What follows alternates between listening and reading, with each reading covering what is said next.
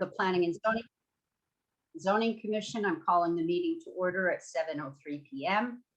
We have regular member James Laporta and Keith Bodwell. We are seating 3 alternates. We will seat Michelle Shipp for Stephen Sicardi, Bruce Bennett for Phil West, and Will Evans for Christine Gray. The first item of business is just an aside from your chair that was not on the agenda. It's my historic moment for the evening. In January of 1973, the Planning and Zoning Commission was informed that the town was going to receive some federal funding to the tune of $55,000, which in today's money would be about $320,000. The commission was asked to prioritize some of the long-range capital improvement plans that the town should consider for the town plan. And the very first one on the list was a septic system for West Cornwall. So a mere 49 years later. Right on schedule. Well, in true Cornwall fashion. It looks like it might become a reality now. Anyway, moving on, your zoning applications are at the end of the agenda. We're going to ask for approval of the minutes from our June meeting, which was on June 14th. So I think there's only 3 of you that can vote on it, which is Anna, James, and Bruce. Michelle. Michelle. Yep. Bruce, were you there? No. Yes. Okay, no, Bruce wasn't there at the last meeting. And that wouldn't be a quorum, so. I was there at the last year. I was there at the June 14th meeting. Is that what we're Yes, he talking was. about? He's on my Oh, minute. okay. Oh, I'm sorry. I apologize. Yeah. All right. I was just gonna say, we lost Will, but he's back Yeah, now. I was gonna alert the chair. Will, are you having thunderstorms on that side of town? I must be, although I would think it'd be impacting Anna too, so I'm not sure what's going on. Yeah, no Did worries. you hear me say that I was seating you for Christine? I did not, unfortunately. Okay. I froze and had to reboot. All Guess right. what? You're seated. Great. And I'm asking for a motion to approve the minutes of June 14th from the people who were actually at the meeting. So Michelle is going to move, So moved. and James is going to second, and we're going to ask for all in favor with hands up. And that's unanimous. Next, we have pending applications, none. We're down to staff reports. Well, I am going to tell you a few things that were on my plate this morning. I'm working on the zoning permit for the Altex cabinet up on Great Hill near Camp Mohawk. It is in the town right away, so I took all the information over to Gordon, who will go out with Jim Vanity. It's called T/Optimum cabinet for Yeah, fiber Optimum. optics. Okay, just. to We hear clarify. from Altex, that's why I am using the term. So I don't foresee any issues. So that is the first one, and that should be going in shortly. I'm also working on a zoning permit for another home-based business that has moved into town. So that was a positive. I also have a matter that needs some discussion. I received a really interesting phone call from a lovely woman purchasing a building on Kent Road, the building right next to the fly shop that has been the office space. Michelle, you know about this building. She is closing in several weeks and plans to open a retail shop, and I pulled the file. And in 2001, Mr. Ficalora, the owner of the building, changed the use from retail to office space. She's closing in several weeks, and retail is permitted in that zone. The original site plan shows all the parking that was used for retail. I've suggested to her that she contact the building official and the fire marshal to address any new issues in terms of code issues for, bathrooms, et cetera, et cetera. But for lack of time, I am going to write a letter of that of finding that the use is permitted. It was a previous use and that everything is in order for her to move forward. So as not to hold up the closing at this point. And then subsequently, just educate us about what the commission's role is in a change of use. Normally, I would bring an application forward for a change of use, but it is a previous permitted use, is a current permitted use. So I am going to do do a letter that would allow her to move forward because that's what she needs for the bank, that she can. Right, but she doesn't turn have this to do into a anything retail else store. after that, correct? Pardon me? And She then, does not need to do anything else after that. no, she has pretty much everything in order. It would be code issues like bathrooms and things like that, because she's starting off with one retail space. It might be more than one, so she would have to talk about some of the physical dynamics of the building in terms of the uses with the fire marshal.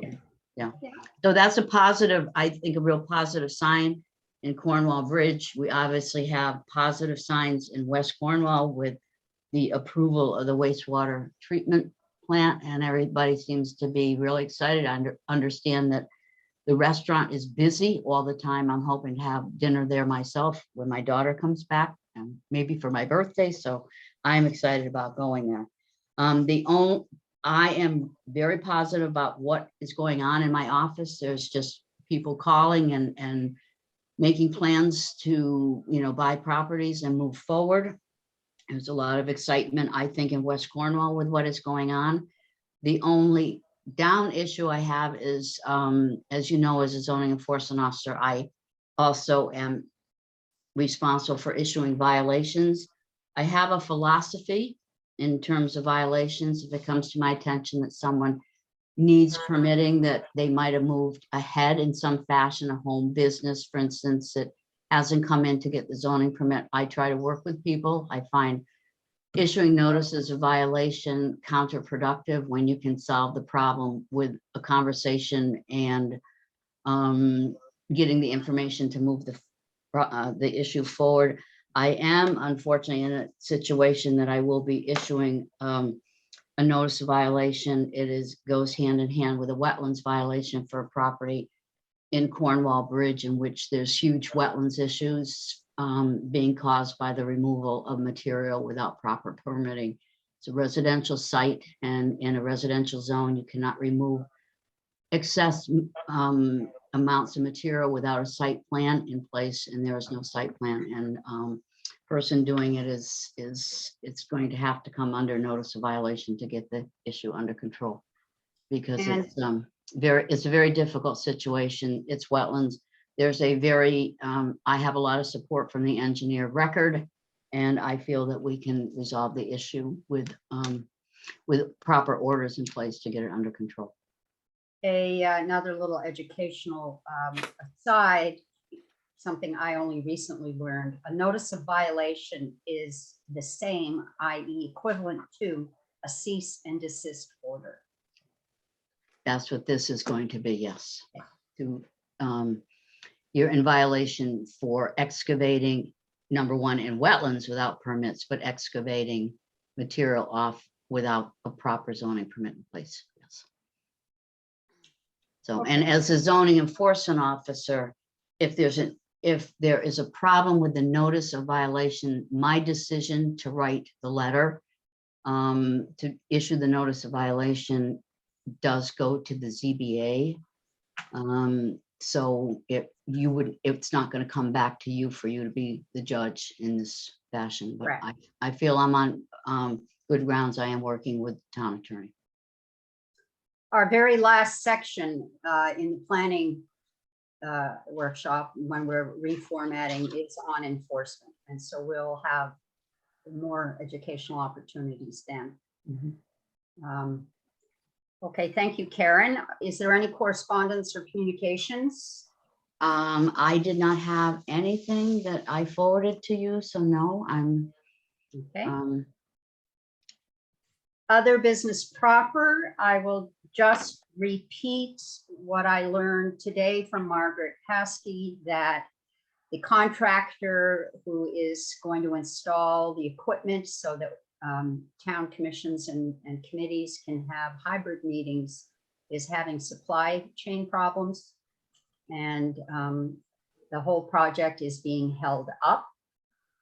I think if this is going to take a very long time, given the mix of feelings on the commission, some people being in favor of Zoom, some in favor of hybrid, and some in favor of in-person, that maybe we should have an in-person meeting sometime. Just for the fun of it. So we can say hello to each other. And maybe James wants to bring some of his homemade wine for after the meeting. When's your birthday? August? Karen? My Karen? birthday's August 10th, yes. And the wine is usually come when it's been my birthday. I think we're 2 that's days fine. off. We're 2 Yeah. days off, yeah. Yeah, we haven't made wine in a couple of years, so I'm gonna have to brush up on that. Maybe just relabel a bottle and put our own label on there. Well, We can I make might as something well also announce that the August meeting I'm going to miss because of the vacation. And James has agreed kindly to chair that meeting. So please don't have the in-person meeting when I'm not there. We'll have the party in September. Let's do it in September. We can celebrate your birthday plus 1 month. It might be nice to see if we could also have some sort of a West Cornwall site walk before the meeting, as we're doing with wetlands, is to schedule site walks and bring findings back to the board. But you're entitled to have a site walk just to see some of what's going on down there. All right, we'll think about that.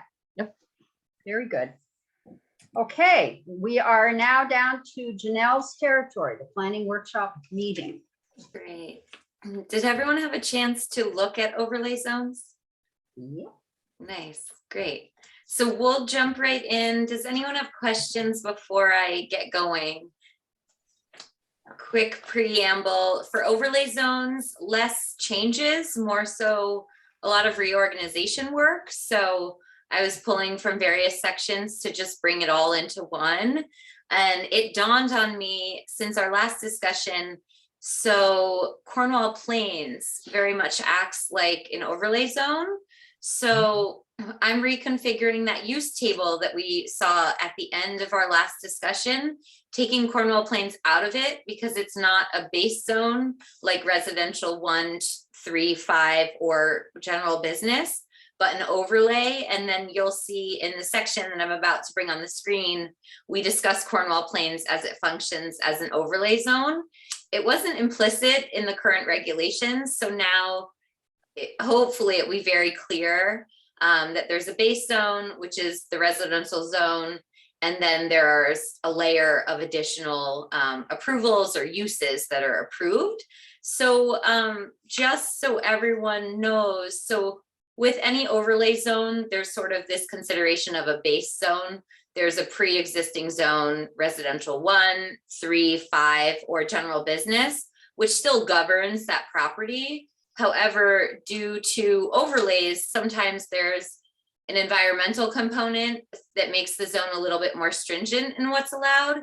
And in other instances, like Cornwall Plains, there's a little bit more of an allowance of what can do within that zone for different planning purposes. So brief overview of what overlay zones are. Cornwall's really interesting because there's actually even a floating zone, and that's planned conservation. And to my knowledge, I don't believe anyone has ever come in to petition to actually fix that zone onto the map officially. So we'll get to all of that tonight, but just quick overview.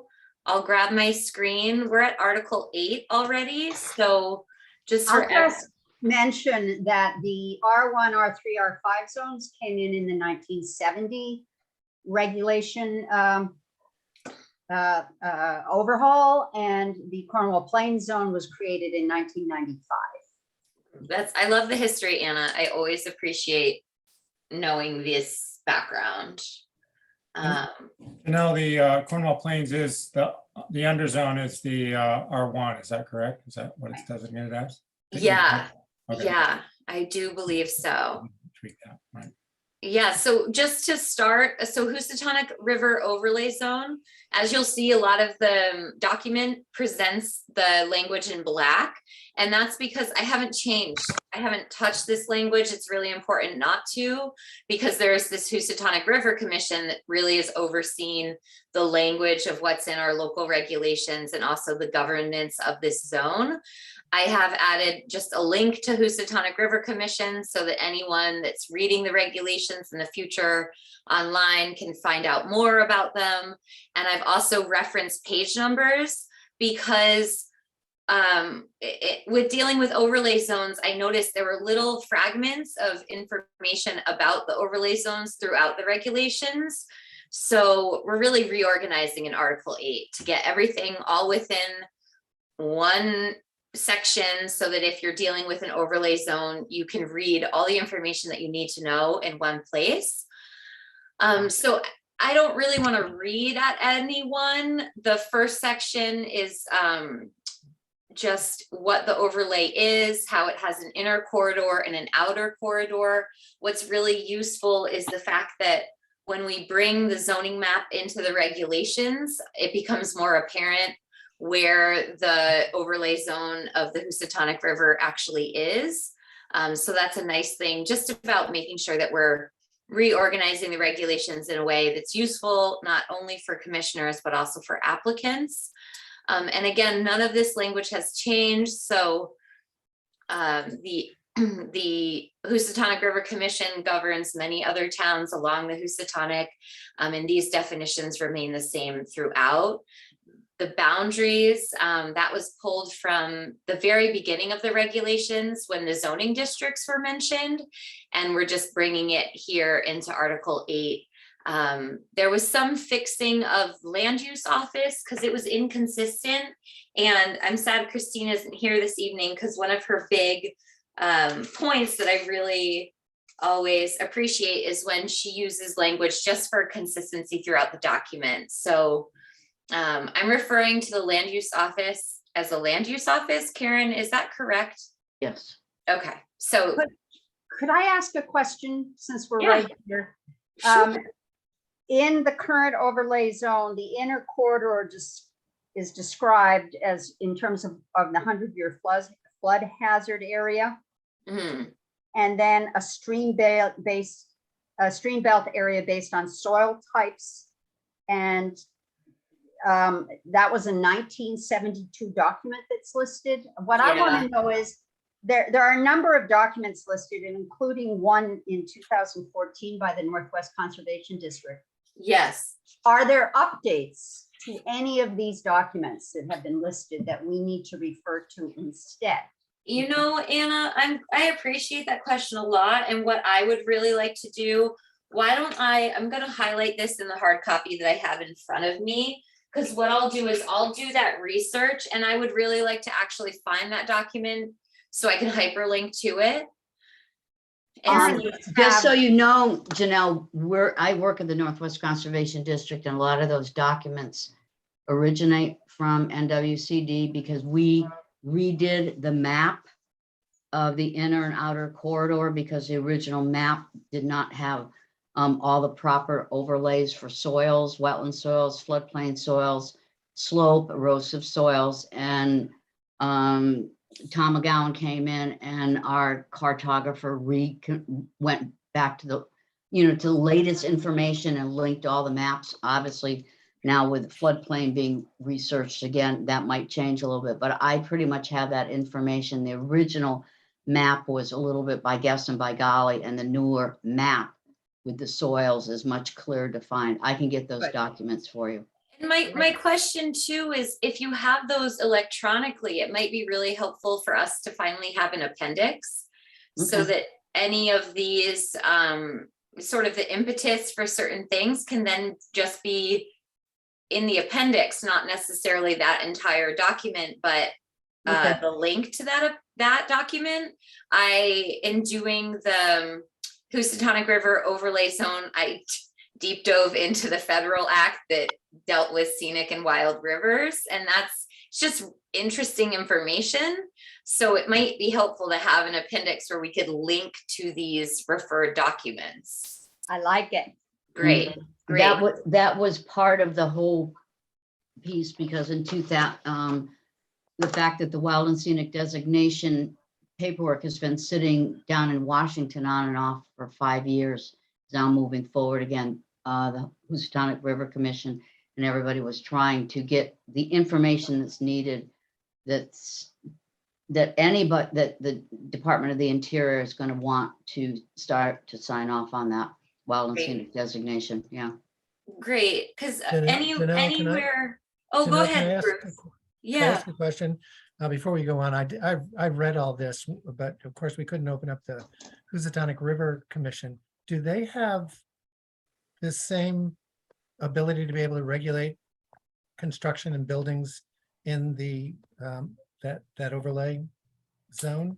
The See- 100-year overlay zone? They're The co- advisory, unfortunately. The construction of buildings, the permits still come to all the appropriate land use offices, because that overlay zone goes all the way down the Housatonic River.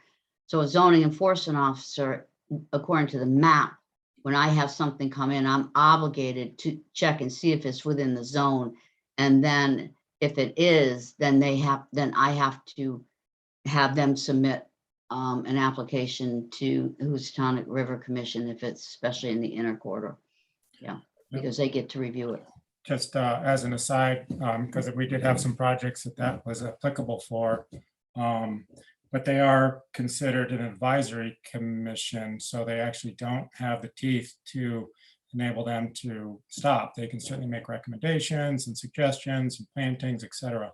And that was something that I spoke with some of the commission members about, because they'd love to be able to have a little more bite to their suggestions. But and also I would suggest are they a good resource for you, Janelle, to see if there is any updated maps, et cetera? I mean, obviously all that goes through them, right? So should they have the latest? Karen says no. No, The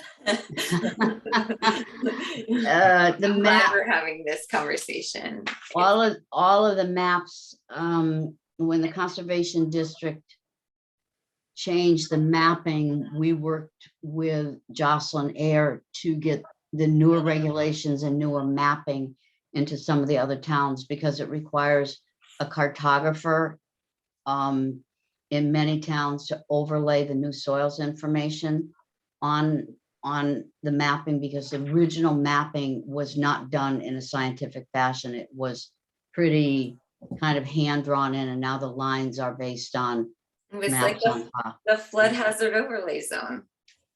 Yeah. Yeah. Karen, is the chair there still, is Tingley still the chairman? Yeah. What- Yeah, Bill 'cause Tingley, yes. Yeah. What I can certainly do, James, just for all of our assurance, is once we discuss this section, definitely send it over and just let them know that we're reorganizing, and just make sure that it's still in line. I've gone onto their site many times and different vocation, worked with a few of them regarding some applications, but I have seen no updates since their original push back in, I think it was 2006, if I'm not mistaken.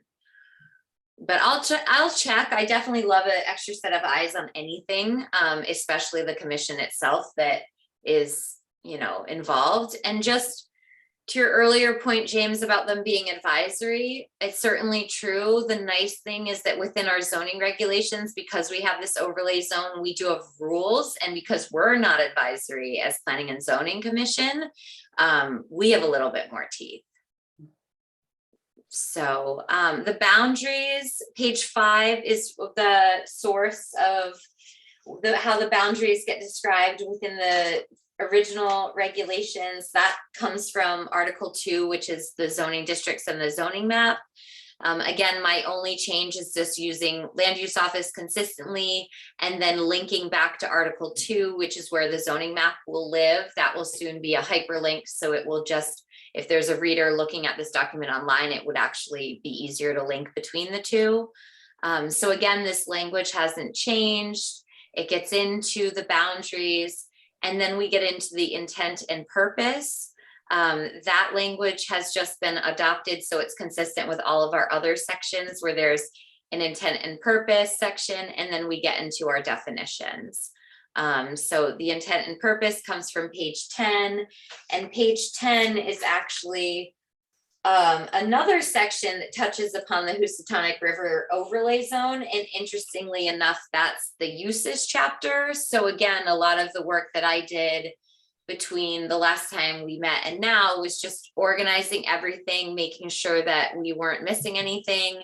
But then it reads in a way that fits with the rest of the document that we've been working on, and also comprises everything that's in the regulations. So This is a perfect point for us to bring up when we have our public educational forum about why the reformatting was necessary and is helpful.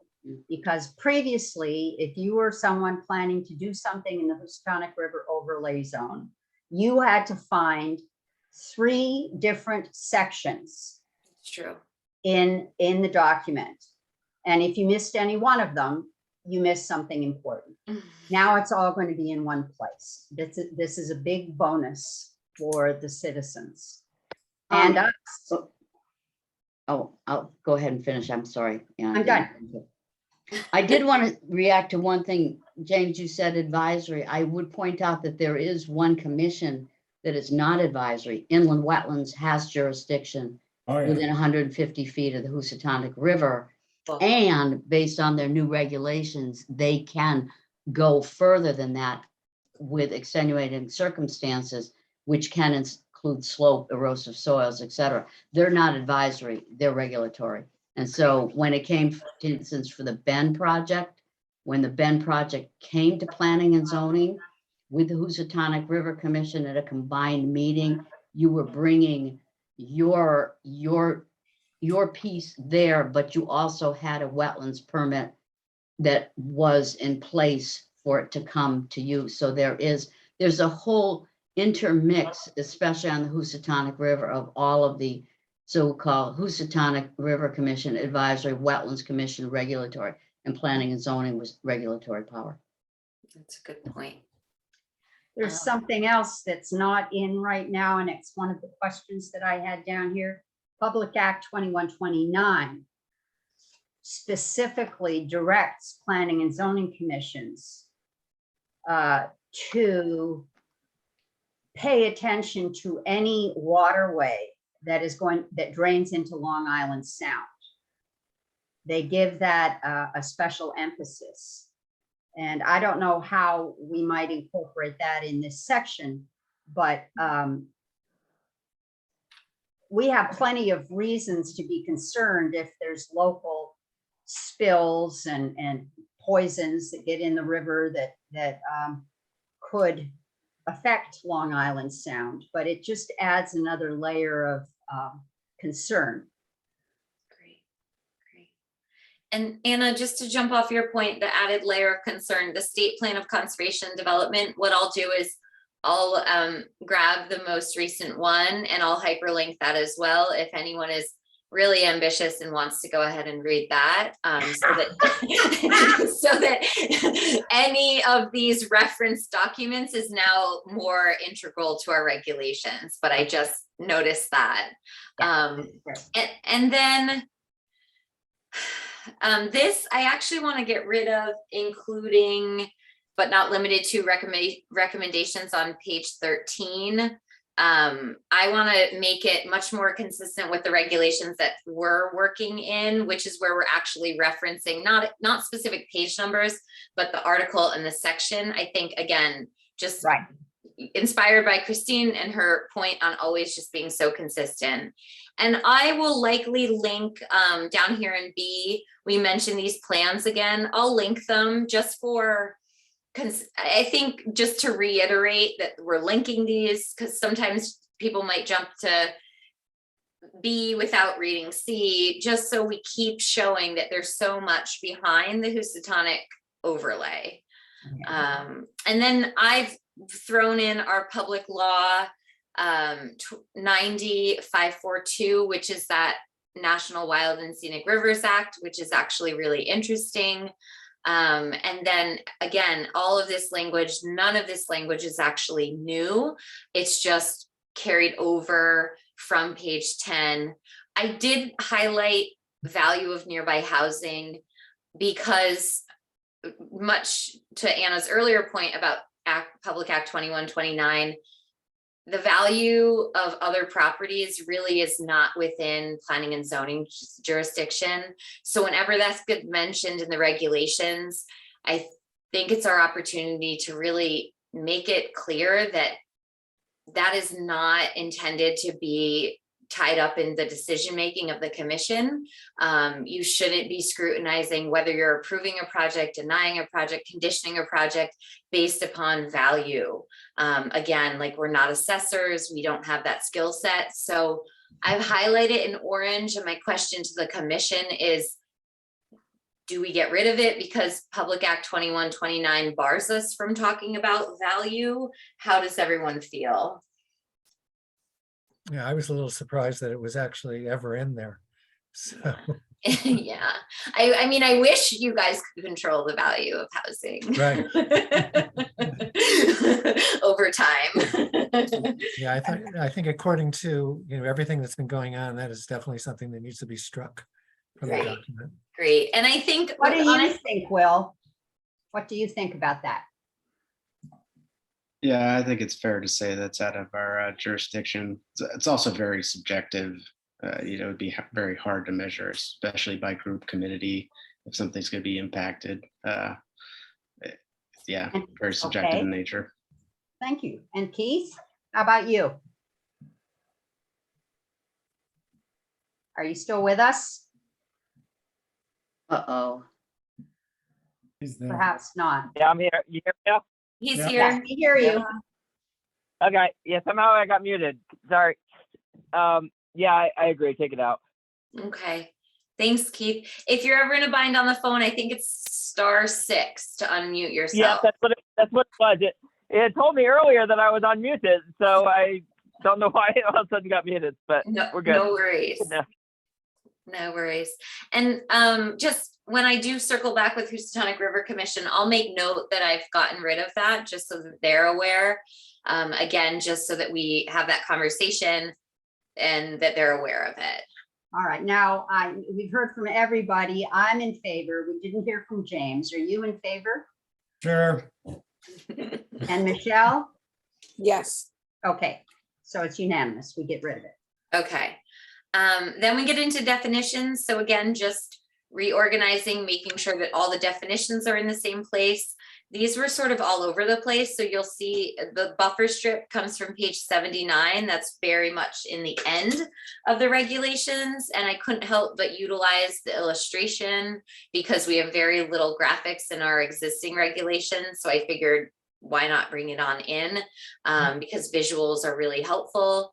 Then inner corridor gets mentioned, and that's again in the very end of the regulations so that we bring it into the section where we're actually talking about these terms. And then general standards comes from earlier in the regulations. So this pulls from page 12.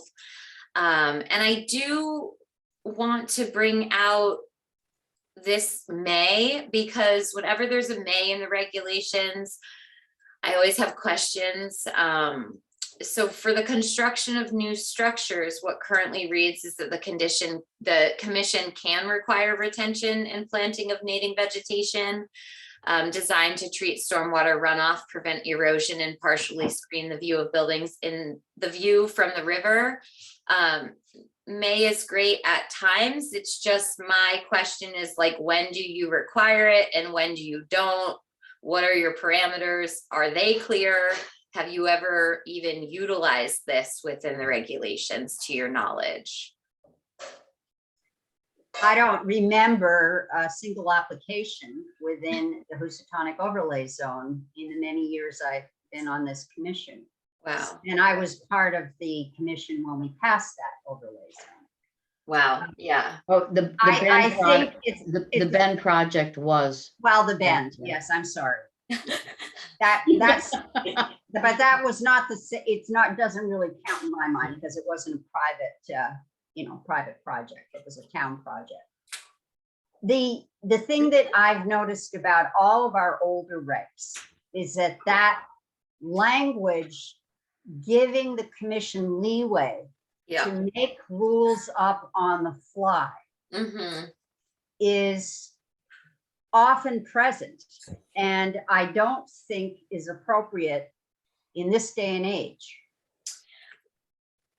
This all ties back to something that we've skipped over, and we won't get into it tonight. We will have to table it for another night, but the conditioning of special permits. So if you all recall, there was a rather lengthy section in special permits that I put forth because the legal advice that I've always gotten as a planner is if you're going to condition anything, to make sure that the regulations at least give guidance around what those conditions may be. You don't need to enumerate everything, but to throw out many of the options of what you might be conditioned with is definitely suggested, so that there's somewhat clear parameters and it isn't just the commission may condition your special permit, but it's the commission may condition your special permit so that you have landscaping, so that you have screening, so that you prevent stormwater runoff, etc.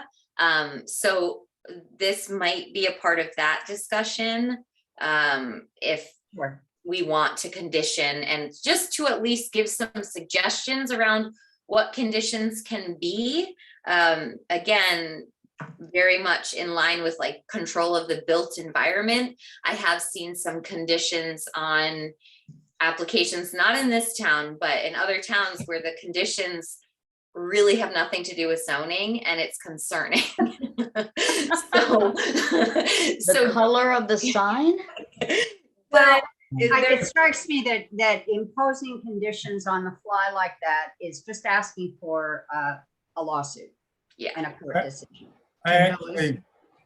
I kind of disagree, because this is the whole point of having the overlay zone for the Housatonic River, is for us to be able to protect it from both from an aesthetic point of view for the, otherwise, we don't have the ability to do that. And But aesthetics are not within the realm of P&Z.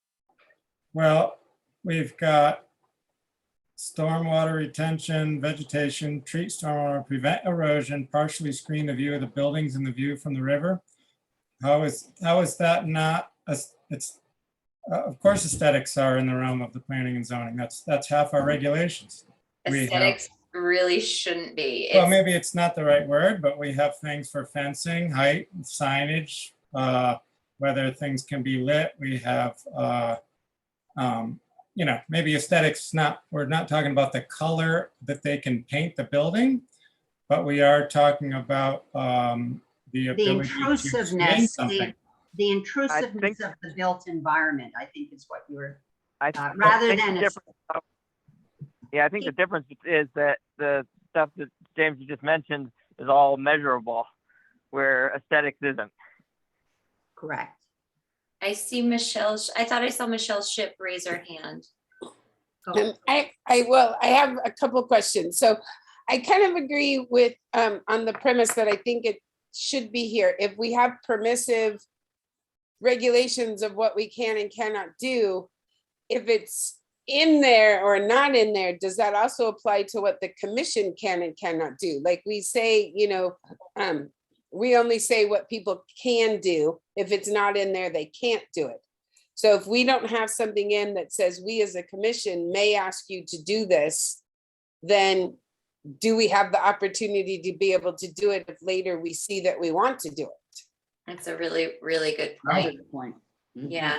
The legal advice I've always gotten is if let's just say hypothetically, if a commission were to condition a special permit, and it's always special permits, and let's just say, and the property owner is not happy and they want to file suit with the town, and the town gets, called into a legal proceeding, and they get asked, where in your regulations were you given the authority to issue these conditions? And if they aren't really there, it's a harder leg to stand on than if there's something in your regulations that's saying, yes, there are conditions and they're within this realm.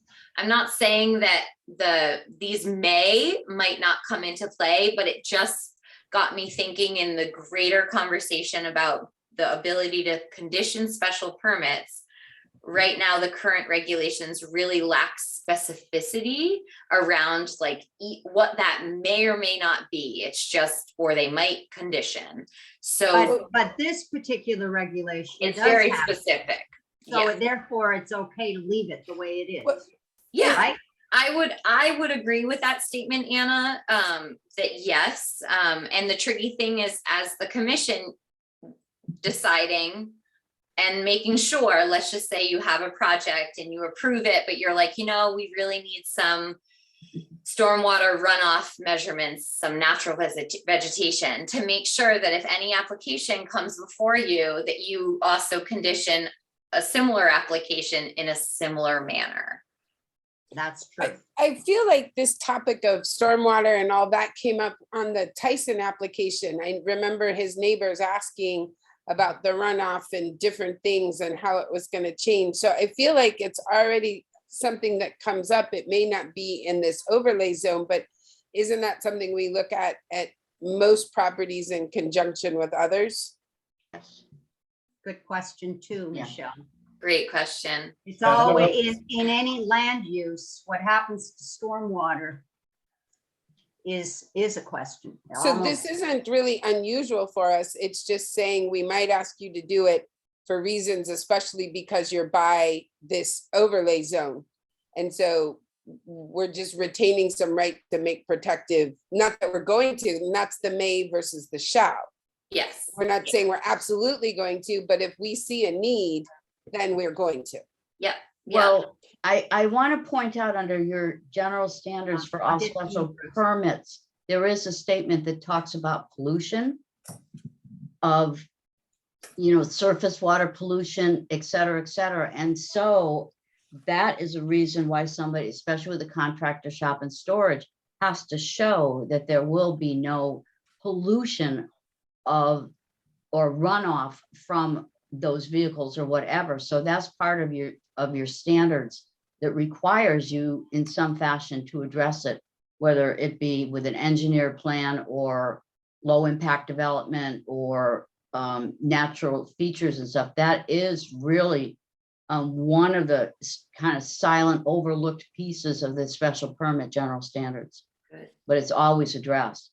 But I did want to speak to the aesthetics piece, because wild and scenic designation, if you read the definition of the Wild and Scenic Act, which is the Farmington River has a wild and scenic designation, and as part of moving forward for the designation, the Planning and Zoning Commission changed their regulations to address visual impact, because that is part of the scenic designation, that it remains in the wild scenic appearance, so that you don't have parking lots and cars sitting up on the bluffs and whatever. So that's a big piece when somebody is seeking wild and scenic, to show that your regulations in some fashion are supportive of that future appearance. I get it. Okay, we're going to go to Bruce, then James, then Michelle in that order. Well, I was going to ask Karen what the impact of wetlands has on this concept of drainage and erosion, et cetera. Won't you have a say on that anyway? Oh, yes, that's because anything that's within the wetlands jurisdiction, that's one of the strong points. All you have to do is go down and look at, it's in the wetlands regulations about stormwater management, calls out low impact development. It in some places may, and in some places it shall, and the DEP has supported that in the inland wetlands regulations, that you can require those things. The Wetlands Commission is obligated to look at it because of the impact the wetlands and watercourses can be mitigated by proper stormwater management measures.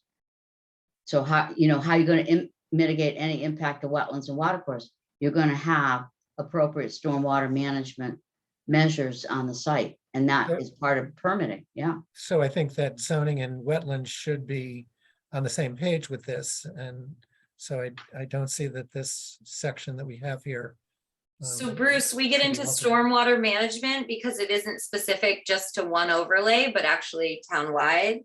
We get into stormwater management as a concept along with erosion and sedimentation controls in our next section. Mhm. So Okay, specific provision.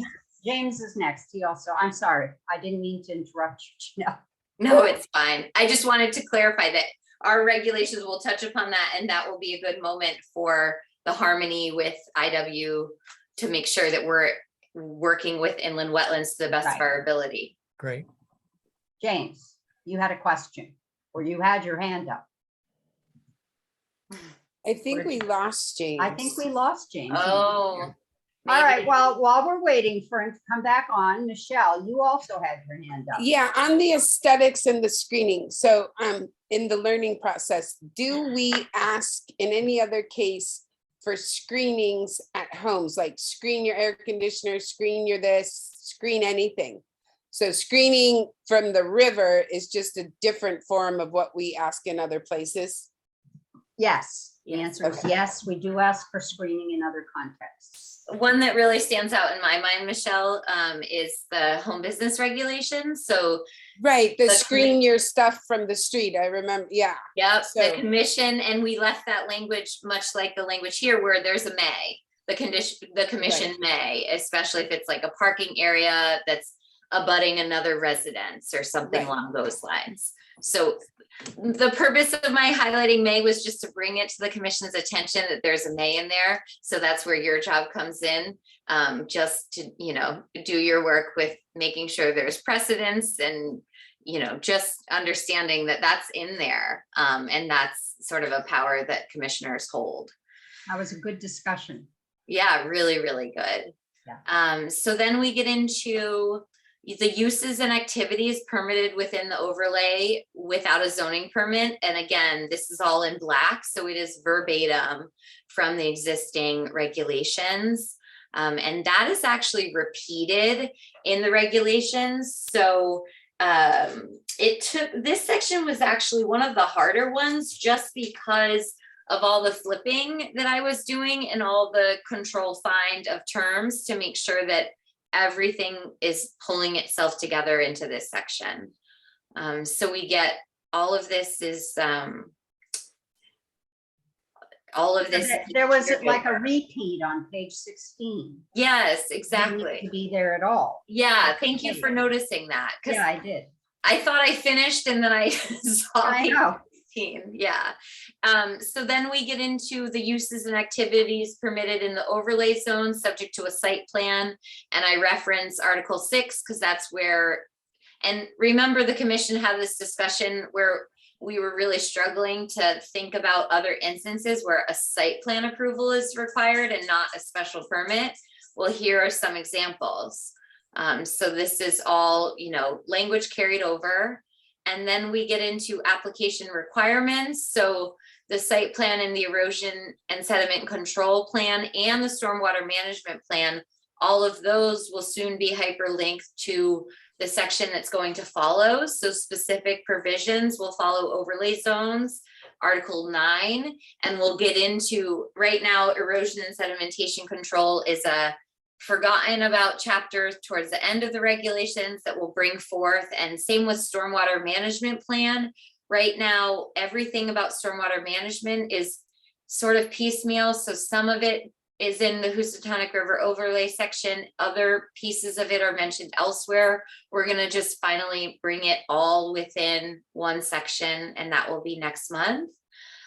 So site plan standards, this is all within the existing Housatonic River overlay, and it's really about what all of these plans are designing to do so that we minimize the impact to the river.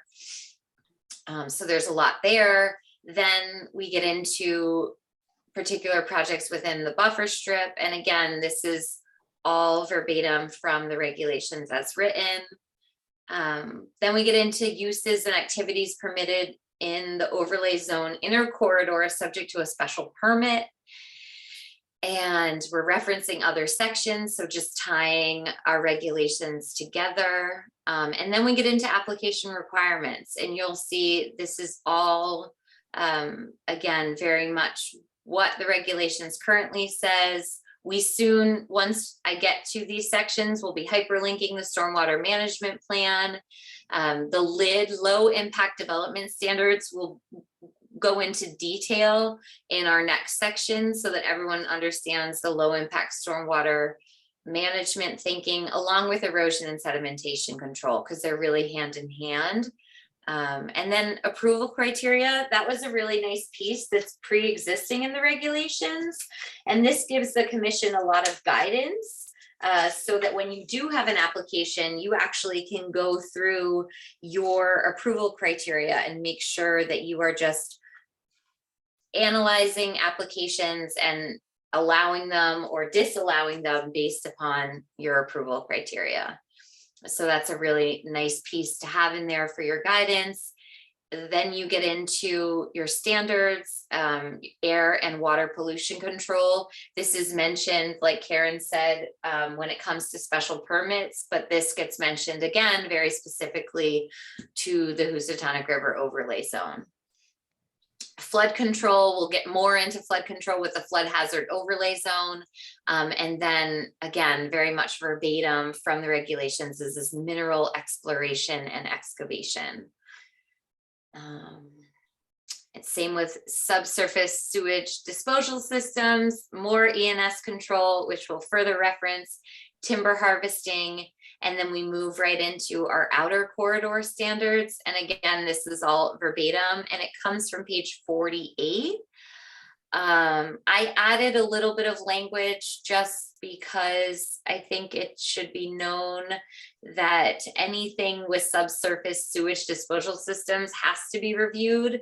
It isn't just specific to the Housatonic River overlay, just so it's known that it's customarily required anywhere that we can reiterate that. And then on page 48, this is sort of where we're seeing, and this is a hard one, Public Act 2129 really suggests that towns do something with their use of the term character, because it's not very clear what it intends to say. But again, we are adopting some language from other documents. So would love to hear from the group kind of what you think about that, especially in light of Public Act 2129. I think we should lead the way and figure out how to get it out and get in compliance. And then perhaps all of our other organizations and commissions in town that have that can use our example. Got it. The Conservation Commission, Anna sent this document to us. They did a ton of work on this, but I do believe that there's some concepts in there that we might be able to pull out to be able to, make some to replace this term. But I agree for now. I think there's a lot of work that needs to be done before we start taking that out of the documents at this point. Yeah, I couldn't agree more. I feel like now's the opportunity to really organize and have our foundation. And then once we have our strong foundation of coherent, legible, user-friendly document, then to get into our substantive, heavier changes. Mhm. How much did I miss? James, Oh. did you get thunderstorms over there? Yeah, we lost power and then the Wi-Fi didn't reboot 3 times and here I am. I did Yeah. want to go, Gary, I was asking you had a question and then you weren't there. So go Yeah. ahead with your question. I'll see if I can remember. What- We One of the were, comments, and let me Yeah. turn this, my volume up, yeah. So one of the things that, oh man, I was thinking about with, There it is. yeah, we were talking about that. This, from my understanding, the overlay zone is, do we treat that as a special permit process? Or is that just an overlay zone that is an additional set of regs that are imposed in a special area? so yes, to your second, Right, so And- one of the points was, when we were talking about, say, Josh's application, that was under the special permit process. That's why we had the ability to ask about specific things. He was maybe going to change oil. So we said, can you put concrete down or something like that? That was, that happens under the special permit. Whereas these regulations for our overlay zone, it's not the same as a special permit process. We have to kind of clearly spell out what we'd want to have jurisdiction in order to do in that overlay zone. And that's why I was still thinking that we probably still would want to have, even though the inland wetlands has their own jurisdiction, they have their own sets of criteria that don't necessarily align with planning and zoning. Well, they should, but this adds an element specifically for us to be able to ask for some special things in a specific zone. After you got booted off, we all agreed with what you just said. Right. So So you thank didn't you, even need to be here. Yeah, I'll Thank you. go eat dinner. for very articulately summarizing everyone. I try to wait. Yeah. Yeah. And yeah, so James, we're getting to the end. Everything is honestly pulled from the current set of regulations based upon the site plan review versus special permit review versus what's allowed with a zoning permit. And then all of the standards are pulled verbatim from what's in the overlay zone. We're just referencing other sections and then referring to specific sections of the regulations to make it easier for the user and also to make it easier for commissioners. Thanks. Yeah, and then, so We were Moving right- discussing the word character. You weren't here Yeah. for that either. yes, this is a good one. So we're not going to fool with this much now. We're really focusing on our organization. We're just noting when it is mentioned because of our Public Act 2129. And Bruce did mention that the Conservation Commission has done really good work on this issue of character. And at some juncture, when we're ready to digest how we want to proceed because of our new state law, we'll do that. Thanks. Great. And And just in the meantime, we'll hope that somebody else finds a really good definition that we can use. agreed. Like maybe the National Wild and Scenic Act has some language. Uh-oh. I'm going to just quickly read from the National Wild and Scenic River System. The act is notable for safeguarding the special character of these rivers, right in the federal act. The word character. I knew it was there. Yeah, I know. Connecticut, interesting. But that's the federal act that was in 1968, Public Law 90-542. Well, Yeah. it's no wonder, 1960. Right. Yeah, to preserve certain rivers with outstanding natural, cultural, and recreational values in a free-flowing condition for the enjoyment of present and future generations. The act is notable for safeguarding the special character of these rivers while also recognizing the potential for their appropriate use and development. It encouraged river management that crosses political boundaries and promotes public participation in developing goals for river protection. I know that paragraph pretty well. I know character was in it. Yeah. Nice. So are you guys ready for Aquifer Protection Overlay Zone? Sure. Okay, so this one's pretty brief. We do pull in the fact that the zoning map indicates the location of aquifer overlays. I think that's really helpful. So there's pale yellow shading on our zoning map, which is in Article 2. And that is going to be your boundary of your aquifer protection overlay zone. And the purposes of that is just to, to really, again, protect quality of groundwater. Aquifers are really important natural resources. And again, overlay zone, this is an overlay zone that functions with a little bit more stringency because of natural features that are intended to be preserved and protected. So very much everything's in black because it's carried over from the existing regulations. This is uses permitted in the overlay zone. I think it's a good chance for all of us to just review what our regulations say. And then if there's any additional mapping, Karen, that you have digitally that we can add to any of these sections to really supplement what we're showing in our zoning map, I'm fascinated by maps. So if we can incorporate it either as an appendix or as a map that's just within the regulations, I'd be happy to work with that. All right. Yeah, aquifers are hard. Sometimes they don't always get mapped. Yes. I have a question. The Aquifer Protection Overlay Zone prohibits the disposal of septage, which is a funny word, in lagoons. Yeah. And that is currently a brand new, exciting way to deal with septic waste, man-made wetlands. So that language is a bit outdated, but I don't suppose we're going to change it now. Yeah, that's a good point. A lot of this honestly is because we don't get too much into sanitary systems, just staying in our lane and not being the health district. So that is definitely a tricky one of like where our work ends and their work begins, especially with respect to aquifers. Yeah. Well, once these things become more common, maybe we can go back and have an amendment and remove that.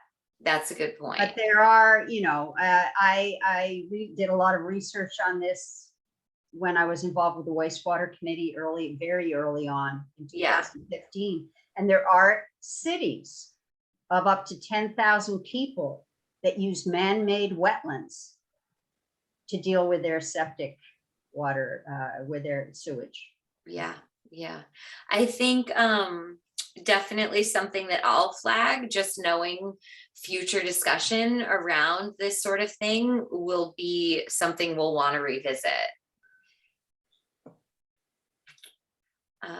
Then we get in, so again, very brief section. It's really mostly about the map and then being able to indicate if there is something on the map that we're not doing, anything to run afoul of what these regulations are saying. Then we get into flood hazard overlay zone. And I have to say, I've been checking in with FEMA for years now to ask them when they're going to digitize our little neck of the woods. And every year I get the answer that it's going to be this year. And I've yet to see that happen. So at some point, we hopefully will have these digital overlays of FEMA's flood hazard mapping. I really hope it's soon. What's that? I said, I really hope it's soon. I know. I've been waiting for years for it too. Yeah. I think there's a greater effort being put. There was a lot more activity in town hall in terms of investigation. There was a lot more federally looking people walking around. Because I think it's coming to light that Litchfield County is one of the only areas that doesn't have adequate. We're the only section of the state of Connecticut that our floodplain maps now are what, vintage 70s? Yes. At best. Like I worked in rural Vermont had it digitalized. Yet here we don't have it digitalized. It's crazy. Yeah.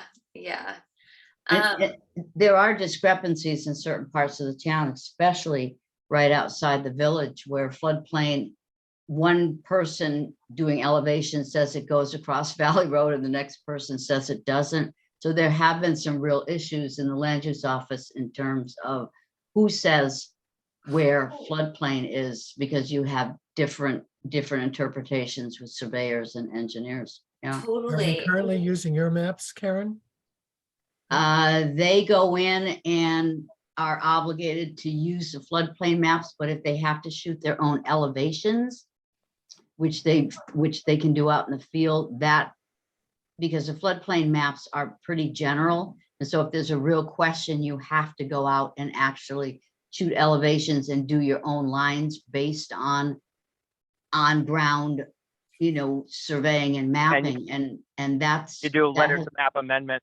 like that to get places out of floodplains and things like that by actually on the ground plotting out where things are, because Yeah. the maps are so general. And Yeah. Keith, my concern about that is, has FEMA compiled all of those amendments? And will they then show themselves on this new digital version? I'm not sure if the letters of map amendment will, or just when they actually do full on mapping, or somebody does a full on mapping, because the letter of map amendment is just like a single page fill out, Yeah. show something to get it. So Mm. probably not. Yeah, it'll be interesting to see how many people the digitized version also make upset. But so basically, flood hazard overlay zone, again, it's just to avoid an increase in flood hazard due to any change to the built environment, and to assure that the town is basically eligible under the National Flood Insurance Program, and that's administered by FEMA. And FEMA did all of the original mapping. So the boundaries of the flood hazard overlay zone has been defined by them, except in personal instances where people sort of refute what the Yeah. nebulous mapping that FEMA has done. And that's the case-by-case basis that Karen described, where actually, engineers are hired, and it can be costly to the property owner to discern where exactly this flood hazard zone should be. So what the regulations currently prevent is just that there's these flood hazards, and we get into, again, this is very much verbatim from our existing regulations. It's just putting everything into the overlay zone, and then we're referencing Article 6 because there are some site plan requirements for specific structures. A big one is just showing where your floodplain is, and also where your base flood level would be.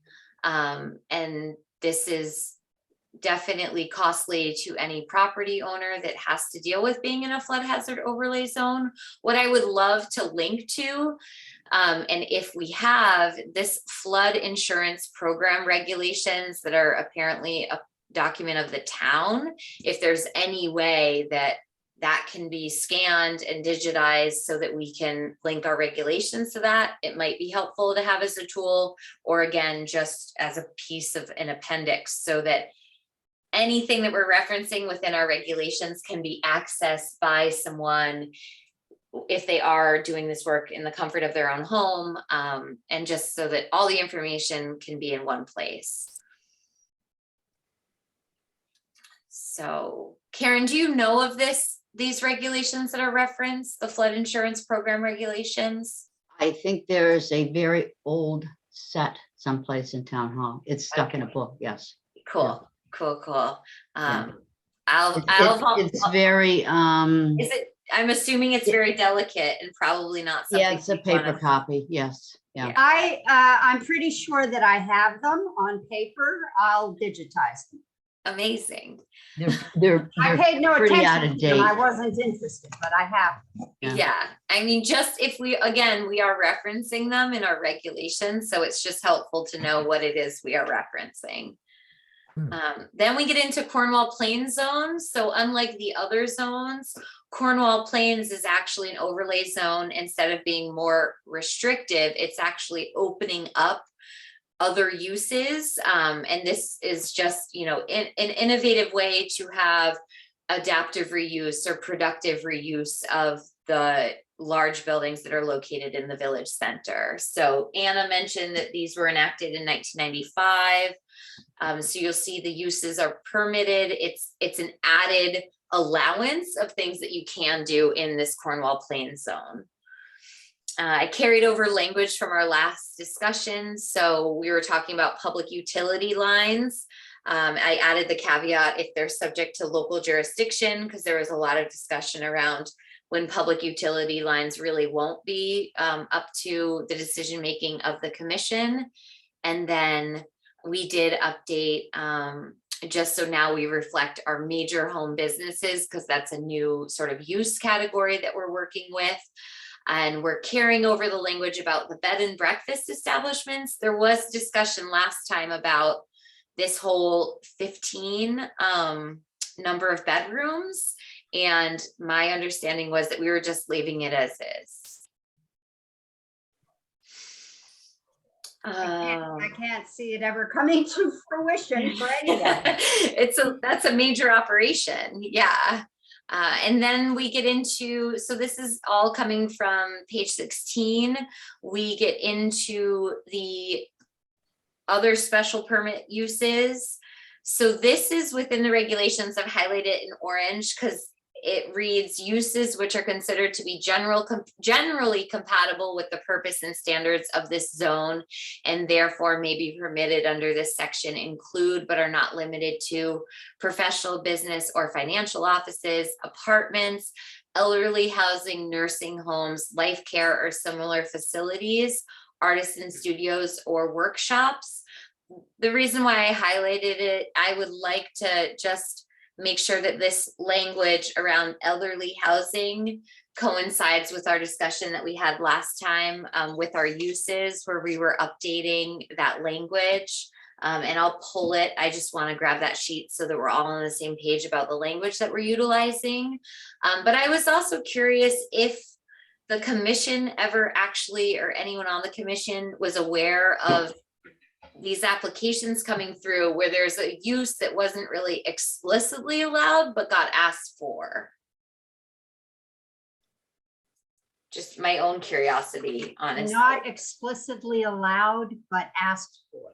Yeah, because what these regulations are saying is uses that are considered to be generally compatible can be permitted. And it's sort of an open, it's a relatively open use. It's kind of like saying character. If you want to go there.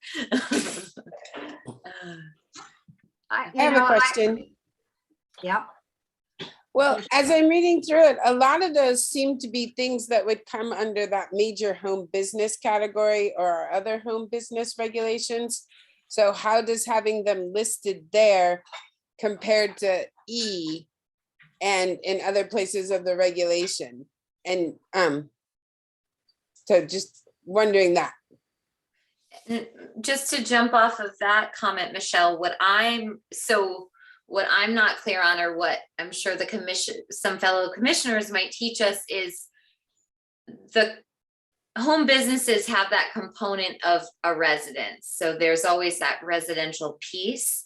What I don't see here with these other uses, so I'm led to believe that there might be a professional business. Like an actual business, not a home business. Yeah, or just Gotcha. like a standalone lawyer's office or a financial office.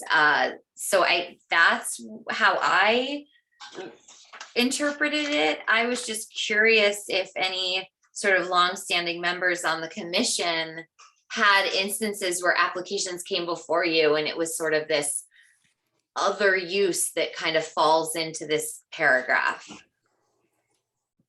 James would be the one to ask. Are you with us, James? Or did we lose you again? He's here. Sorry, I was chatting away, but I was muted. Yeah, no, I can't remember anything along those lines in that overlay zone. Interesting. Let me We had a mention. noise issue come up. Oh, really? Yes. Yes. What has come up? A noise issue had come up in the past in the Cornwall Plains zone, but that was irrelevant to the overlay Zoning. zone. Yeah. It was settled by mediation by Torrington Area Health. Yeah. Oh, when they Just- used Just to a do that. conversation between neighbors. Yeah. Got it. And then Now- the smoke issue came up too, outdoor wood burning furnace. The, what I've been told is that special zone was created when Marblewood School was leaving town. And there was concern about being able to utilize the buildings that were part of the school. I'll eventually get to 1995 in the minutes, and then I can provide more information But it strikes me that we could put, and I've already done it, put it on my list for future consideration, that maybe we don't need a special zone in Cornwall Plains. At all anymore. So, but we're not going to do it now. What do you think? I think you're right, because it's in some fashion, the intent of what was in the Cornwall Plains, I think in some fashion has caused the village to stagnate and not. It's if you're in the village, there's very little vitality with what is there, and it maybe needs to be rethought. Like for a little more forward thinking with businesses? Yes. Bruce? Yeah, I was just going to ask, I probably should know this, but are businesses allowed to be established? In other words, could you put a grocery store in the Plains, or a clothing store or something like that? None of that is allowed there. There's no business district in Cornwall Plains? No, so Professional offices are allowed. Not retail. Not retail. we can have assisted living, elderly care, apartments. But yeah, it looks like workshops or studios. Yeah. So this is controlled by zoning, that it's limited, that Yeah. businesses Oh, are yeah. not permitted. Yep. It's a That's So when It's- did this concept come into existence, that they didn't want to allow any retail in the Plains? Because it's always been a residential zone, Bruce. Yeah, it went the opposite. So it was a residential zone with Marvelwood there, and then Marvelwood left and they said, what are we going to do with these big buildings? They didn't want them, turn them into retail, but they said, let's at least allow them to be, we've got, housing options. And I think it was more recent with us saying, why not have professional office space allowed? But so we have been pushing in the direction of opening it up more to. But in the end, those massive buildings became private homes. correct. Exactly. Yeah. I think there's also the strong component that the village, a lot of the character of the village is based on the agricultural view shed at the end of the village, where if you were to talk workforce housing and things that would support some of the area around it, that would be probably some interesting and kind of proactive thinking. Yeah. Well, it's on my list for the future. It would be a very big, very controversial discussion. And we have a lot of easier fish to fry. Yeah. So I won't just edit this to read cafes and or retail. We will leave it as is, but the language that I will change is just around, instead of saying elderly, I'm just going to update that so that it says assisted living rather Yes. than elderly housing. Yes. Just, out of respect, and modernization. So we get into the standards and criteria for the special permit uses, and it sounds like really good discussion. We might later in our lives revisit this if we need to get into the standards and criteria of uses in Cornwall Plains zone. Right now, the focus as written in the regulations was really around traffic, and was really around traffic limits on new construction and parking. As you'll see, not much of this has been changed. I did highlight in parking, again, this was something where the number and size of parking spaces required shall be determined by the commission. I really don't think it's appropriate that the commission is determining size of parking space, because it's a very standardized set of rules. There's specs that the state puts out. But again, you just want to comply with sort of that larger law that's looming over us. The number is an interesting one, just because your parking requirements really get into the number of parking spaces, and we'll talk about parking under Article 10. So not not the next time, but the following time. So just wanted, again, another instance where I'm bringing to the commission's attention, so you better understand your regulations, where the commission is allowed some freedom and some wiggle room. And again, this is parking in Cornwall Plains. I definitely understand if a special permit comes through, you can really analyze and investigate what parking seems appropriate. I really just don't think that the size should suddenly be different in another zone. Because I that's agree with you, but that standard. we can't change it willy-nilly without going through a process of amending. Of course, completely Yeah, so understand. we're gonna leave it for now and come back to the whole shit show later. Well, Okay, Anna, we know where you're going on this. Don't you think I would think we would scratch it right now. Yeah, I mean, that was my thought. We are doing things in line with state law and for our better organization. Scratching and size, that I'd be fine with that, since you just Yeah. mentioned that there's a state law. Yeah, there are standards. We Yeah. all of a sudden don't want to make one zone have, 10 by 18 side, like parking, Right. whereas in Right. another zone, it's different. So Is that there, is. is there anyone on the commission who has trouble with that decision? Speak now. I'm not going to go through each and every one of you. Okay, so I think we can agree to scratch those two words. Great. I've made note of that. Oh, and size, those two words. Yeah. The number, yep, and so just and size. So then this is Before we go off parking, I just have a question on the idea of the number of parking spaces required and how that's determined.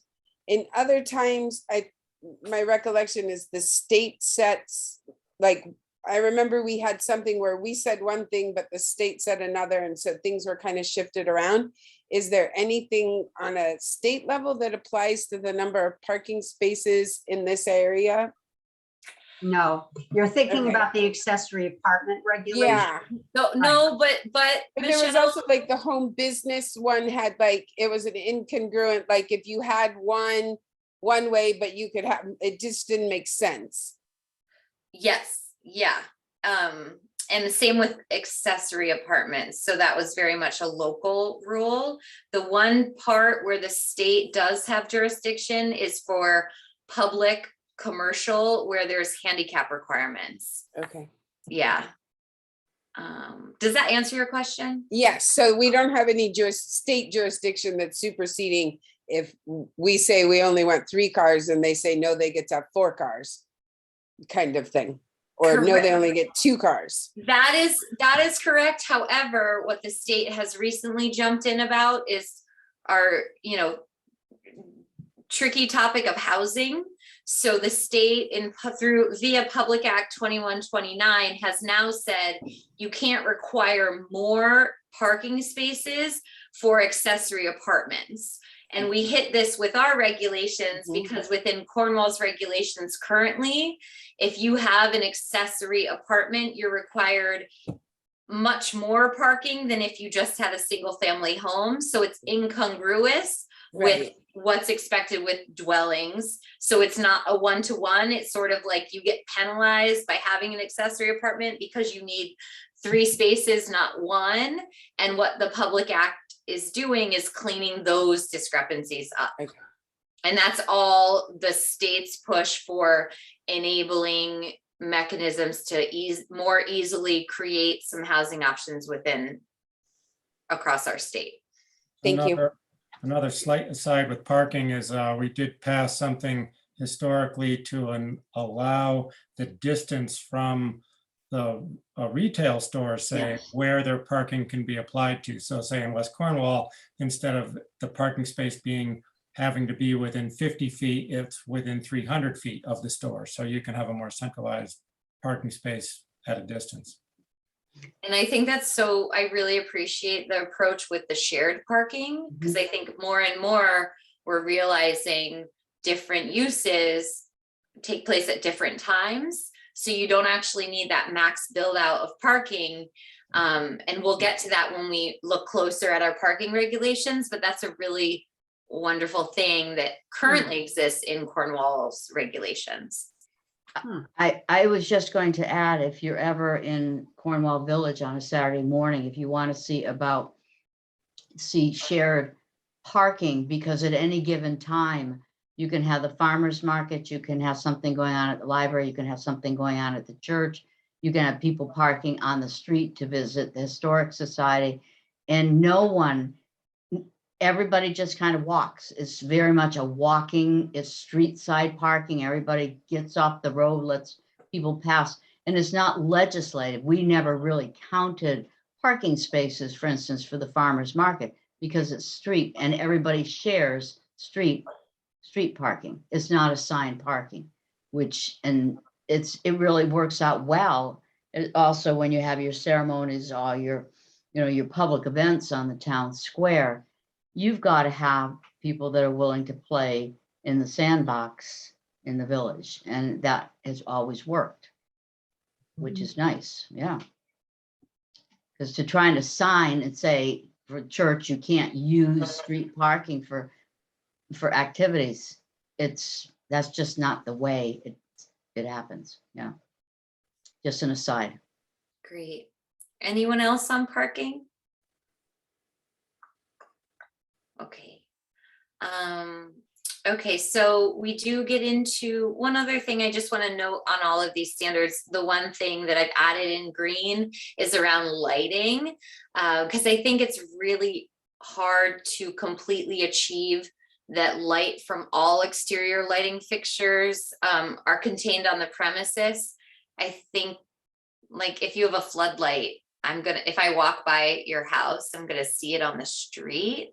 So I think, like, just to make this a little bit practical, if we add that friendly language that we did in the beginning of the regulations, where we're just saying to the maximum extent possible. So it's more of, we understand you can't perfectly shield all lighting fixtures, but mostly do your best to the maximum extent possible. Is that fair? Yes, and I will mention that in Cornwall Plains, where I used to live for many years, there is a separate lighting district. And the street that I lived on, Rumsey Circle, which part of which includes Pine Street, and part of it includes Jewel Street. The homeowners had agreed they didn't want any lighting whatsoever. Mm-hmm. They didn't want street lights. Mm-hmm. So you could go out and walk your dog at night and look at the stars. It was wonderful. Mm. That was a local decision. Neat.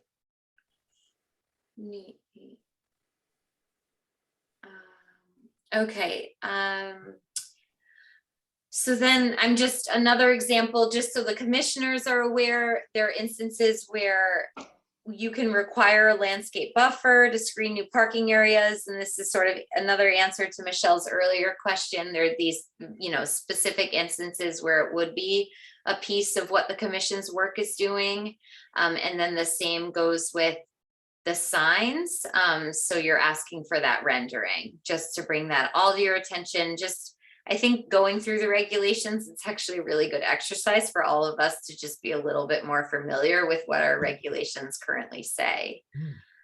And then this is where it's very clear about the dimensional requirements, how this is an overlay zone. So to the earlier question, Cornwall Plains is R1, and then there's modifications to the lot coverage, which comes into play due to the fact that there's an overlay zone.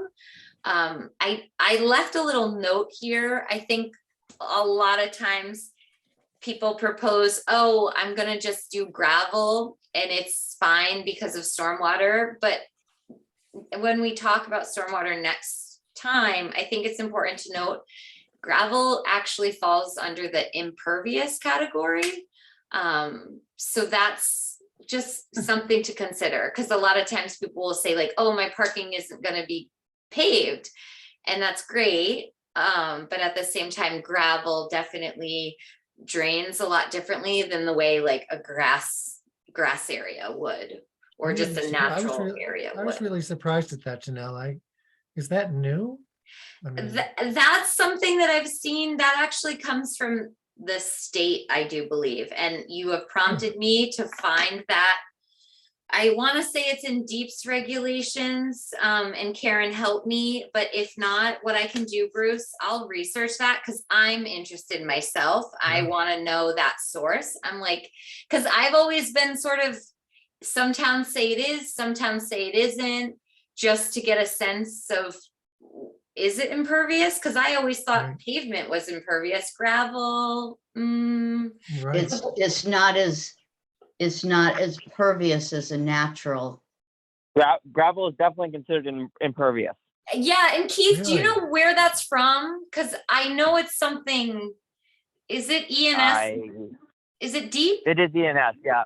Yeah. Like because gravel compacts and doesn't absorb the moisture. You may Right. think it does, but it doesn't. So there are things called permeable pavers that we use. Right. And one of the big things with those is that the underneath is not gravel like you would use on a regular paver. It's a special sand that allows the moisture to flow through it. So it's different. That's why you can use a paver, which seems more impermeable, but it's not, rather than gravel. So So you what was can't- that acronym you used? Not deep, you said a different acronym? ENS, did we say? Yeah, what's that? Erosion and sedimentation. Yeah. Oh, So Deep wrote the standards for the state back in, Keith, correct me if I'm wrong, I want to say 2016, and they haven't updated them since then, even though there's That been, sounds about right. yeah, there's been a lot of like new thought around better ENS control practices. But the state still hasn't really updated what The they first manual's said. almost done being rewritten. It's, Like the FEMA maps. I know some of the Karen, players I've on been the hearing ENS you say control this manual. for a decade. But the problem with gravel is that if an engineer's got to determine runoff, it is different if it's runoff from a gravel parking lot as opposed to, natural swales, et cetera, et cetera, et cetera. So there, as we're trying to refine with what's happening in big storms, you have to pay attention to that. They have different curve numbers for gravel versus, Yeah. Yeah. grass and So glad you're here, Keith, because I knew I wasn't making that up. no, You know, the body of information and knowledge that commissioners have to have is, and ZEOs and planning consultants, it's just astonishing, isn't it? Yeah, I didn't believe you, Janelle. That's fair. I'm glad to have had some source. I'm surprised. Yeah, it's always shocked me when I've had to rethink it, but it's a good thing when you're calculating your impervious surface, because there are these requirements that you do. If you have a gravel driveway, you're still including it within your calculation. So we get into noise, and the whole thing about Torrington Area Health District is they no longer have their noise regulation. So if you go to Torrington Area Health District and you look at their website, it actually says that they rescinded those regulations. So I don't know how we want to ameliorate that within our current regulations, but we definitely don't really have a regional body enforcing noise. Isn't there references in the state documents for noise? Deep requires that if you come up with a noise ordinance that you submit it to them, Right. but it's not so much that they're looking at what you submit to say that's good, that's bad. It's more so they have sort of a catalog of the towns that have noise ordinances. But just for everyone to know, Torrington Area Health really doesn't do noise regulation enforcement or noise regulations. Yeah, so I think we could either take the whole thing out or just say, for the purposes of noise complaints, the Cornwall Plains zone shall be treated as if it were a residential zone. I think that I definitely understand that, Anna. I think that makes the understanding around noise expectation clear. Okay, I just looked up on the Connecticut State website, effective July 1st, 2022. Ooh. Latest right off the press, municipalities are no longer required to have their ordinances reviewed and approved by DEEP. Connecticut General Statute Section 22A-73 still requires that any such municipal noise control ordinance shall be at least as stringent as any state noise control plan, which can be found in 22A-69 or something of the regulations of Connecticut state agencies. Yeah. Great, So- thank you. Thanks so much, James. So it's ever changing with noise. Everyone keeps batting it to a different person. Yeah, so apparently there is some noise control regs in the state, at the state level. so Well, I- then they can come out and enforce them. Good luck and waiting. That was my thought, Karen. I'm glad. Oh, yeah. I was gonna say a If noise you're control waiting for a Karen. phone call from the DEEP, don't, yeah. Can Yeah. we substitute the Torrington for the state of Connecticut? No, Eh, they don't want it. Yeah, they don't want it. They just want to give us the parameters in which we can adopt our own ordinances. Huh. There I think was, one of the reasons there- we get bad because it's hard to, it's kind of hard to enforce one. It's one of the harder ones. Yeah. the Planning and Zoning Commission faced a problem with this when they had a gun club in the early 70s. And there were many complaints about noise. They consulted the town attorney, who is still our town attorney these many years later. And he said that it was up to the commission to decide what would be considered an extraordinary disturbance. And they invited the club to come in and found out exactly what their activities entailed. It turns out that they had 4 hours of shooting 1 day every month. And in its wisdom, the commission decided that that was not unusual. And I know that the term was not extraordinary, unusual, that was not an unusual disturbance. And they were therefore going to take no further action on those complaints.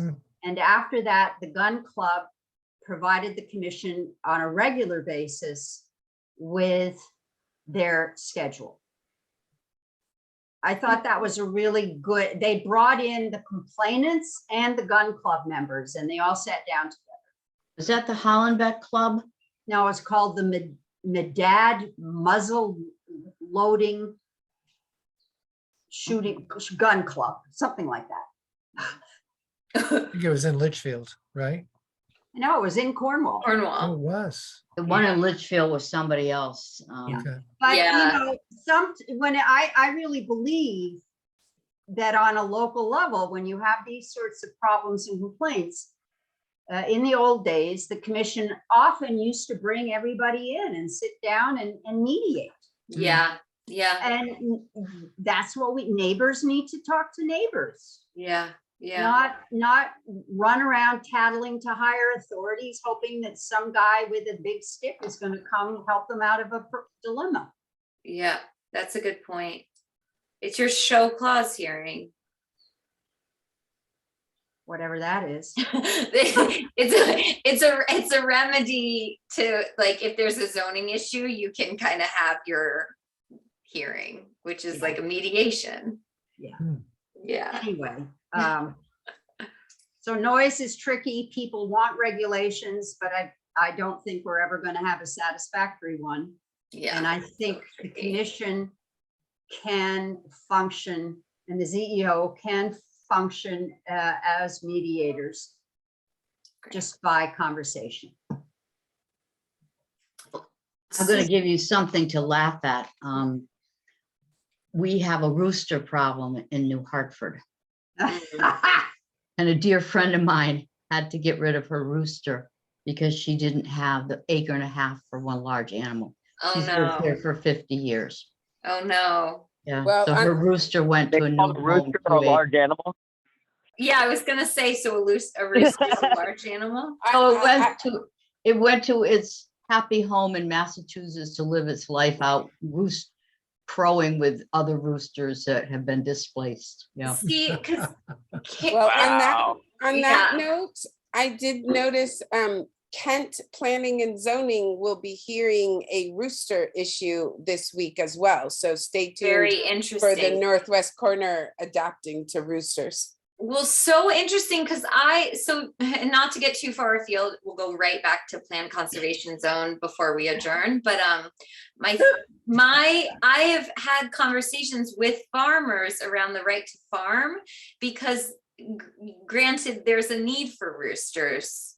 Yeah, you think? So there's a whole other thought behind like the overregulation of roosters, but anyway, let's see what Kent does on that one. So just so I'm clear, is the commission comfortable if we take out Torrington Area Health and it just reads for the purposes of compliance, the CP zone shall be treated as if it were a residential zone? Yep. Okay. And then the last piece, just J, it does read, there may be no more than one principal building and one principal use on a lot. And that comes from page 19. And I know we've all struggled with that because we understand the concept of principal building and we do understand the concept of principal use. And are we just going to leave that as it reads? Where there's basically one use, if there's a hierarchy of uses, you can look at a use on the property being that principal use. Well, you wonder about, there are lots of accessory apartments in Cornwall Plains. Mm-hmm. I Yeah. know of many. Well, where I Where struggle do with, they fit in? yeah.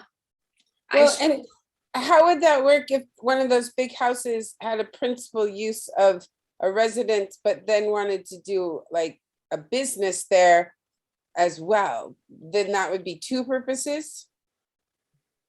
Yeah. Mm-hmm. And then I don't want to get too deep in this, but if you recall, when we were going through our home business regulations, when we had the town attorney review them, there was definitely a point raised about how tricky it is to say one thing is principal and one thing is accessory, just from the legal perspective. I don't want to get too deep in that weed, but that definitely came up as a part of our discussion. Well, we're just going to label this yet another problematic paragraph in this zone. Okay, all right, but we're leaving it, just wanted to bring it to everyone's attention. That's why it was highlighted. Then we get into planned conservation zones. So for everyone's reference, that exists on page 62 of the current regulations. So again, fragmented from the other zones that pretty much function like an overlay zone. And interestingly enough, this planned conservation zone is a floating zone because it's never actually been fixed to the map. So there's an opportunity for this zone to exist, but the commission has never actually been petitioned to have this zone anywhere in town. Karen,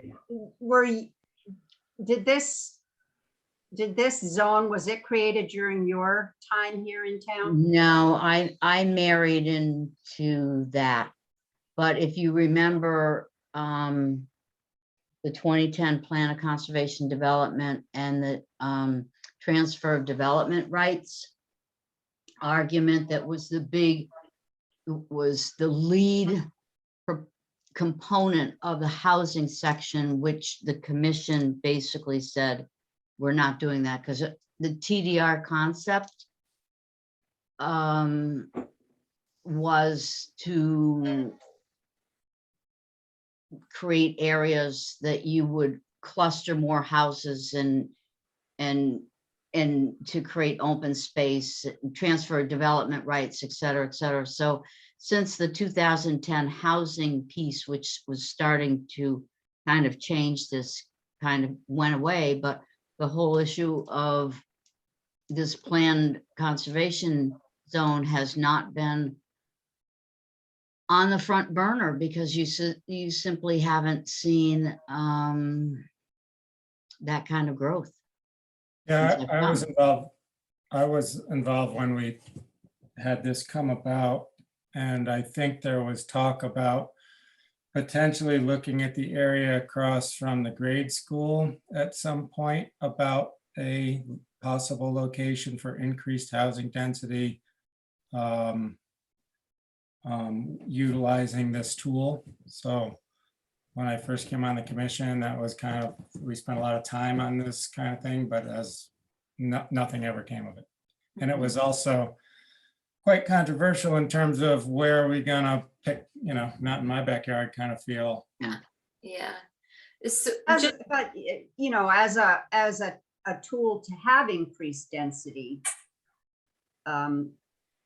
if we had the right property, the right land in Cornwall, it could be a big boom.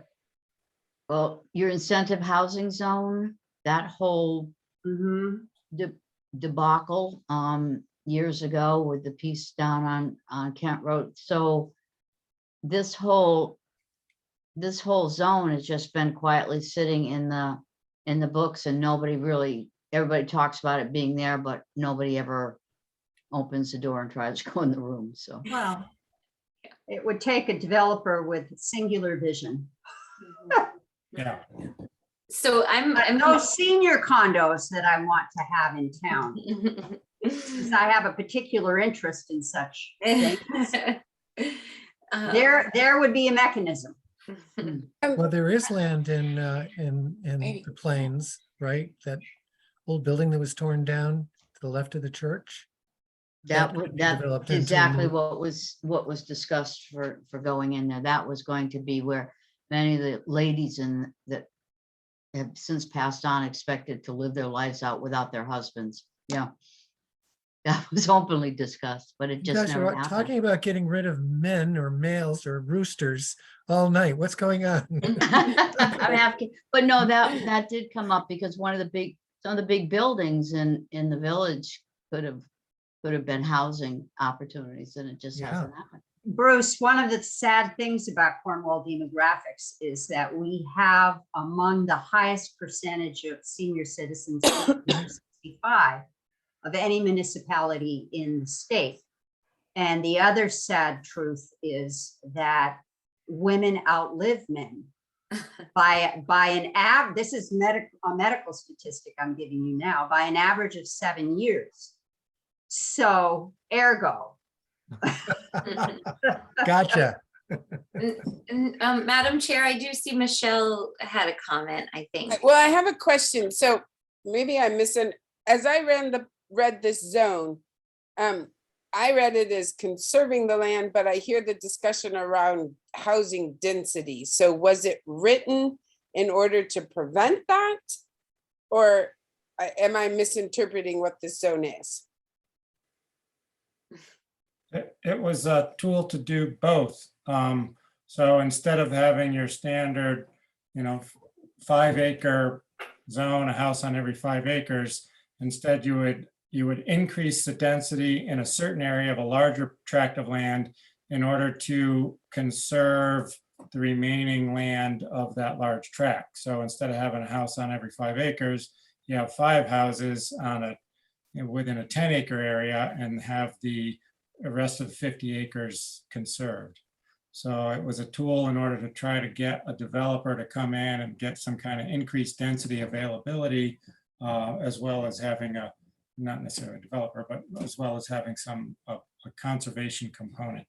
So where in this section, maybe I'm just densely missing this, but like where does in this say, like you'll increase housing density somewhere and conserve that? Am I just missing that in here? No. Like, No, because I love the idea of it. I'm glad we're But having when this I read it, I discussion. read we're just conserving a big chunk of land. Yeah. Okay, I just want to make sure I'm reading for comprehension correctly. Thank you. I've never read the Spoken like reg. a true retired teacher. Yes, thank you. Reading comprehension. Well, it's not especially clear, but I think it's a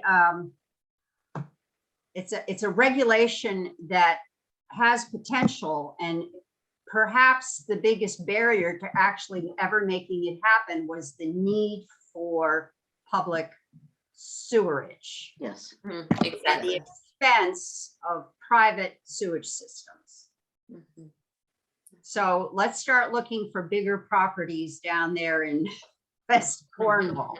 There's well, I will say, you know, the castle is available. Yvonne Lendl's house is available. There's lots of large properties. I think we have options. So I'm leaving this very much as is. The only Yeah. thing that I'm really drawing attention to as we finish up is just, there was something about that stated after review of a planned conservation zone and prior to the issuance of a zoning permit. I think it shouldn't just be that it'll get reviewed and it will get approved. I think approval rather than review should be that language, just for Yeah. clarity. Mhm. And then again, like I'm doing for the commission this evening as sort of that teaching piece, just showing where it is that you do have your opportunity to exercise your discretion. And that's where you can require that house sites, driveways, septics, and other improvements are located in the area shown on the site development plan. So that's basically, it's very straightforward. It's that the commission, you can make sure that once the plan conservation development zone is actually going to be built on and a zoning permit is presented to Karen, that it is indeed in compliance with what was originally proposed. So that's a good kind of check in place so that you know, let's just say a plan conservation development zone gets established, the concept gets approved, that you're still actively involved with making sure that what ultimately gets built was what was initially approved by the commission. Then we get into all the specific provisions. I'm sorry, one other thing, No, just it's to okay. answer Michelle's question about, so on that .5.1 maximum number of dwelling units. So that's where you're asked, you know, where does it say that you can have an increased density? And that's basically the paragraph that's saying that. So you can, if you have a 10 acre or a 50 acre lot with 5 acre zoning, you could have 10 houses. And this is where you can say you can take those 10 houses and put them in some increased area of density and conserve the rest, if that makes sense. Thank you, James. Yeah, thank you, because it's not explicit and it helps to get this understanding. That's a great Seniors housing, concept. Right. condos. Yeah, so this is all still in here. And then this, I was just gonna change to be in line with land use office because we've been being consistent this evening. And then again, just for the commission to know other things where your discretion is involved is you may permit up to 8 lots on a private street. So that sort of is a commission's approval around how many lots on private. And then this is also another opportunity for, the commission and to determine the application based upon what's presented to them, that you can actually reduce the width of a cleared right of way for the purpose of conserving farmland or other valuable open space. Again, that's just language in the current regulations. Just wanted to bring it to your attention so that you know as a commission kind of where your weighing of an application would come should an application for this commission or this planned conservation zone ever happen. But keeping it in there just intact as written, just in the overlay zone section. And that concludes the overlay zone section. Just in time. We're a month behind schedule from our original timeline, but based on how things are going, we should be finished with our October meeting would be the last reformatting meeting. Hopefully. I do want to reiterate that I won't be around for that September meeting. It But sounds, you're going to give us all your suggestions and. yeah, and Oh, then what, we can't meet in person in September without Janelle, so we'll have to do it in October. Oh, you're right. well, we could do it as like, we're We could- close to being done. We're not close. We've done the work for the reformatting prior to moving. How long will you be, when Or will we you, could just, Keith? I was just saying, or we could just start meeting in person every time, and that would be a lot better, in my opinion. But I don't know that you were here when, were you here when we started the discussion about having at least one in-person meeting? Just because it's going to take a while for the hybrid equipment to be available? yeah,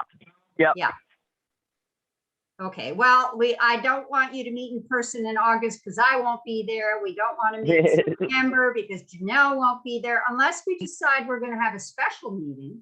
Mm. And Karen and I and Janelle might talk about that, but Great. we'll leave it for now. Okay. Thank you, everybody. I would like to have a motion to adjourn. so moved. Thank you, Second. Keith. Who seconded it? Same. Okay. And I'm assuming that there aren't going to be any nays, so it's unanimous. We're adjourning. Thanks. Good night. Good Good night. night, everybody. Good night, everybody. Thanks for coming. Night.